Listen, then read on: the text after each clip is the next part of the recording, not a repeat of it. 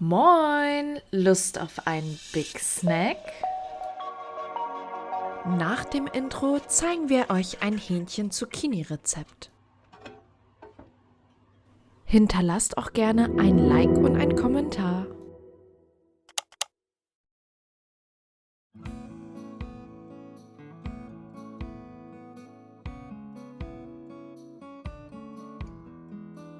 Im ersten Schritt nehmen wir uns das bereits gewürfelte Hähnchen und geben dazu einen Esslöffel Sojasauce.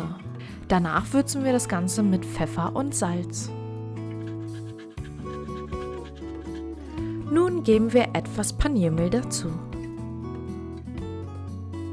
Danach wird alles miteinander vermengt.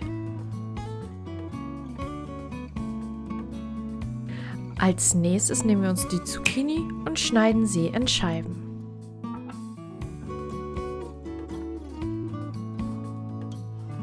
Diese beträufeln wir mit etwas Olivenöl und geben anschließend noch einen Esslöffel Sojasauce dazu.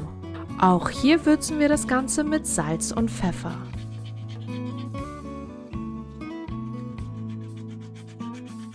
Und nun auch hier wieder alles gut miteinander vermengen.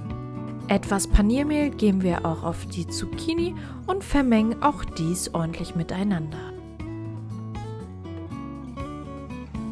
Schließlich können wir mit dem Aufspießen beginnen. Dafür spießen wir abwechselnd Fleisch und Zucchini auf.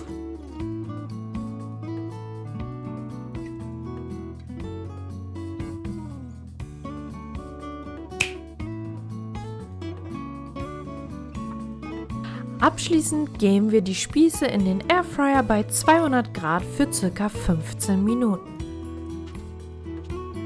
Bevor sie in den Airfryer gehen, noch etwas mit Öl bespritzen. Nach den 15 Minuten wenden wir die Spieße einmal.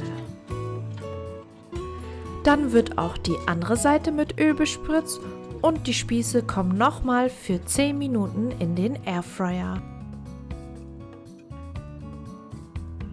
Wer mag, kann noch etwas nachwürzen. Und dann haben wir unser Snacktime.